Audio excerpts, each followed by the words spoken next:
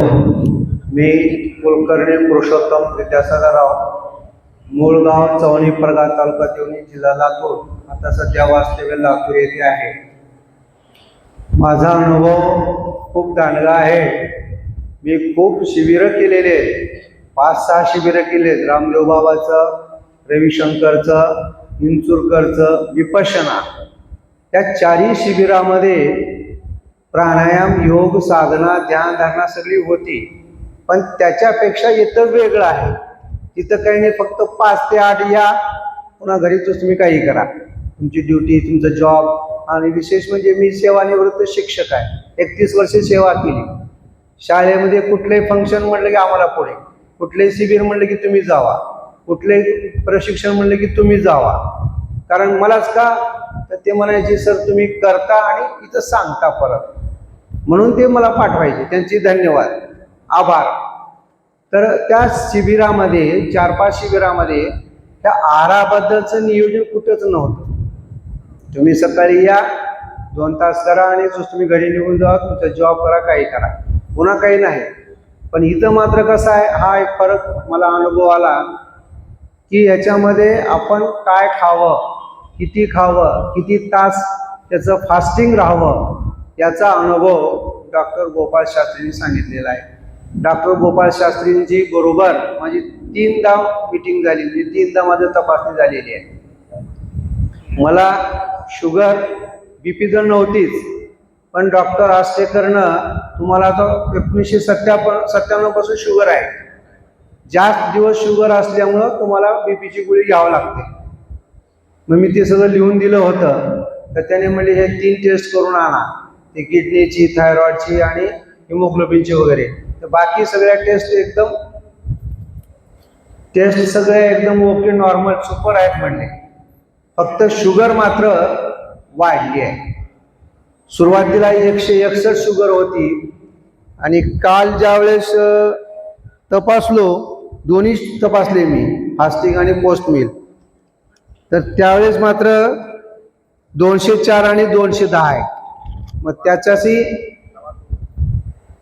दवा छोडके पहिल्या दिवसापासून मी गोळी घेतली नाही. मग त्याच्याशी चर्चा झाली आणि त्यांनी सांगितलं की ठीक है, थोड़ा कुछ तो कम ज़्यादा होगा, अब तुम क्या करो, 17 तारीख के बाद चेक करो और मुझे व्हाट्सएप पे भेज दो, ये बताता हूँ मैं, कुछ तो गलती हुई. ठीक आहे. कालच रात्री त्यांनी सांगितलं. आता सांगायचं म्हणजे व्हेरिकोज वेन माझ्या इथं अशी झालती. आता ते पूर्ण खाली राहिले, फक्त वरचे जे आहे ते कमी झालं, पडलं होतं, झाले आता. आणि मला विशेष म्हणजे चहा घेतल्याशिवाय बाथरूम नव्हतं. आता घरचे आहेत मागे बसले, मोठा एवढा कप, ये इकडे समोर ये, मोठा चहाचा कप घेतल्याशिवाय, तिने केलं तर बारीका कपात द्यायची, मग मी स्वतः मोठ्या कपात चहा घ्यायचा आणि मग बाथरूम. पण आता ह्या 6 दिवसामध्ये कुठलंच नाही. चहा तर माहीच, पहिल्या दिवशी मात्र चहा घेतला होता, कारण आता उद्यापासून चहा प्यायचा नाही आपल्याला, म्हणून सकाळी मोठा कप चहा घेऊन आलो आणि मग सुरुवात झालं. पण आता मात्र चहा नाही, काय नाही, 10:30 जसं आहे तसं. रात्री सुद्धा घरी गेलं नाही. पण एका दिवशी मात्र हे ना म्हणले, मुलांना म्हणलं थोडं पिठलं भात घ्या, थोडं पिठलं भात. आता थोडं ते मन मागतंय म्हणल्यासारखं, जीभ शिंदळ आहे म्हणून ते आजी थोडं खाल्ला, पण पुन्हा नाही, पुन्हा बिलकुल नाही. जेवढं आहे तेवढंच आता इथूनही तेच करणार आहे. कारण आमच्या गल्लीत झाडं भरपूर आहेत, सगळं आहे, पण त्याचा आपण अनुभव करत नाही, प्रॅक्टिकल करत नाही. आणि मला या शिबिरामध्ये आणण्यासाठी ज्यानं प्रेरित केलं ते माझे व्याही राजकुमार देशमुख साहेब. आता मी त्यांचं एक उदाहरण सांगतो. मला अनुभव आला, त्यांचा रिटायरमेंटचा कार्यक्रम होता देवणी निलंग्यामध्ये, तहसील निलंग्यामध्ये कार्यक्रम होता त्यांचा रिटायरमेंटचा. मग त्यांनी आपल्या जवळच्याच माणसाला घेऊन गेले. मी तिथं प्रसाद कुलकर्णी साहेब मीटिंग मध्ये होते. मग त्यांनी आम्हाला थोडं मध्ये बसा म्हणून सांगितलं. आम्ही मध्ये बसलो, तर मला दिसून आलं तिथं हे डबे 2-3 डबे दिसले, काही तरबूज काही खरबूज दिसले. मी यांना विचारलं देशमुख साहेबांना हे काय म्हणलं. हे कुलकर्णी साहेबाचं डाएट प्लॅन आहे म्हणले. कारण ड्युटीच्या माणसाला मिळत नाही, पण तिथं त्या वेळेवर त्यांनी तेच खाणार. ह्याच्यावरून मी त्यांनाही धन्यवाद देतो की त्यांनी हे शिबिर आयोजित केलं आणि आम्हाला इथं बोलण्याची आणि ते शिबिरामध्ये येण्याची प्रवृत्ती निर्माण केली, प्रवृत्त केलं. त्याबद्दल मी देशमुख साहेबांचे त्यांच्या मंडळीचे आभार मानतो. कारण ती माझी गाई आहेत. माझ्या धाकट्या मुलाची सुनबाई आमची जी आहे ती त्यांची मुलगी आहे. तर आज माझं कुटुंब वेल सेट आहे. आणि काय झालं थोडं मला म्हणजे बाकी आता काल केलेत निवृत्ती काकाने वगैरे, आणि काल स्वतः मला डॉक्टर साहेबांनी हे केलेलं आहे मसाज इथं हाताला कंबर दुखलाली म्हणल्यावर.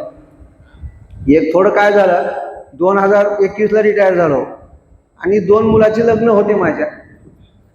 त्याच्यामध्ये थोडं मग व्यस्त. 20ला एक लग्न झालं आणि 24ला मग धाकट्या मुलाचं रिलॅक्स झालो आम्ही. जास्त फिरणं नाही, कुठे गावाला गेले की 8-8 दिवस फिरणं नाही, 10 दिवस फिरणं नाही. त्याच्यामुळं खाण्यामध्ये बदल, सगळ्या बदल, मग अंगात सुस्तपणा येऊ लागला, आळस येऊ लागला. सारखं मग पेनकिलरच्या गोळ्या घ्या. आता गुडघ्याचे झीज झाले म्हणे डॉक्टर. 3-4 डॉक्टर पालते घातले, काहीच नाही. MRI केला, सगळं केलं, काही नाही. त्यांनी म्हणतात की तुम्हाला इंजेक्शन घ्यावं लागतंय. 2,500चं इंजेक्शन आहे. ते इंजेक्शन घेतल्यापासून तुमचं गुडघा नीट होत नाही. पण आता इथं आल्यापासून थोडं 2 दिवस पहिले मी खुर्चीवर होतो, नंतर 5व्या दिवसापासून मी खाली बसून ध्यान ते सगळं प्रोग्राम अटेंड केला. अजून थोडं कळी येते आहे, पण आता त्या हळूहळू कमी होईल. अशा पद्धतीनं हा माझा अनुभव आहे. चहा सुटला नंबर 1. आणि त्यानंतर मी या आयोजन समितीला केलुरकर साहेबांना सुद्धा धन्यवाद देतो. बाकी त्यांच्या सगळ्या सदस्यांना धन्यवाद देऊन माझी 2 शब्द संपवतो. जय हिंद, जय महाराष्ट्र, जय श्रीराम. बोल, तुला काय थोडं बोल.